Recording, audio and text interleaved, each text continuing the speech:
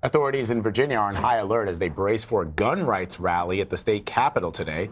Organizers of the Richmond event anticipate thousands of people will protest against Democrats' efforts to pass gun control legislation. The FBI and local law enforcement are taking added precautions after receiving what they call credible threats of violence.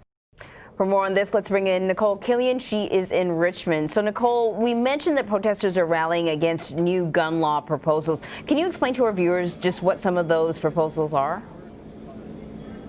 You know, Governor Ralph Northam has an entire legislative package that he's proposing. It's actually something he put before the legislature in a special session last summer in the wake of that Virginia Beach shooting, but it went nowhere because at the time the legislature was governed by Republicans. And now that Democrats are in control, the governor is putting forth this package again. And so this includes things like universal background checks, a red flag measure, also limiting citizens to one handgun purchase a month, also giving greater authority to local governments to ban guns or weapons in public spaces, for instance, at protests.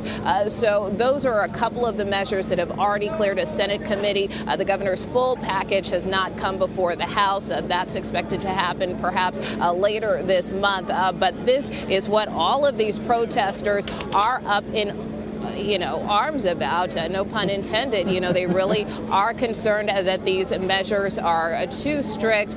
They're concerned that, the governor and the legislature, the Democratic legislature is trying to take their guns away. And so that's why you're seeing this big turnout here.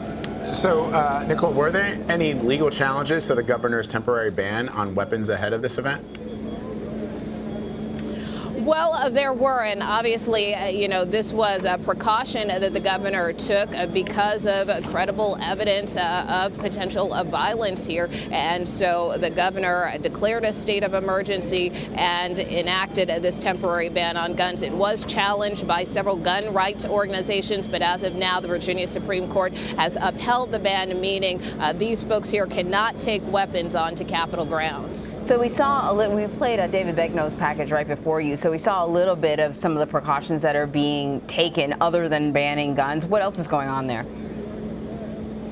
Yeah, well, it's clear as day right here. Here's the sign that lays it all out, declaring, saying that there is a state of emergency that has been declared through January 21st. And as we mentioned, possession of firearms and other weapons in Capitol Square are prohibited. Also, I want to turn you around and show you the scene here, because this is the one entrance where these demonstrators can go. There's only one way in. There are a few ways out, but you can see, folks here have been lined up all morning long, and this is the only entrance that they can come in. Again, they cannot take any firearms. And you also heard in David's piece that the FAA has banned drones in the airspace here above the Capitol. Also, we have seen police everywhere. There are a number of street closures all around this Capitol area. So you see uniformed officers. There are also some in plain clothes. And then, of course, the FBI put out a statement yesterday saying that it is also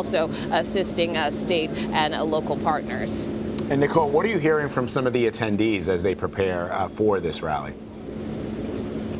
Yeah, well, I'm going to take you back around just so you can see, how large the crowds are. And again, many of these people have been lined up since early this morning.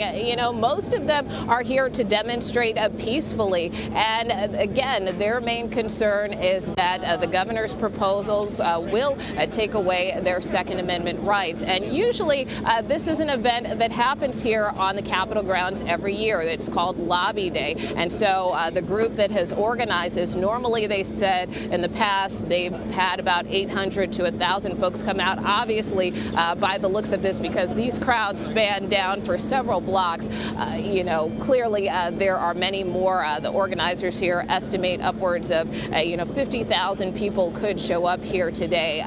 But again, their main concern is they just don't want their guns taken away. They don't want their Second Amendment rights taken away, and they just want to make their voices heard. forward. I will say on the other side, certainly because of the concern that some extremist groups could also come from the outside here to Richmond, that you have some gun control groups and gun safety groups who were supposed to hold a counter rally later today. That is effectively off. They do have a presence here, but it is reduced out of concern for the potential for any violence. So, as I understand it, the president weighed in over the weekend. What did he have to say?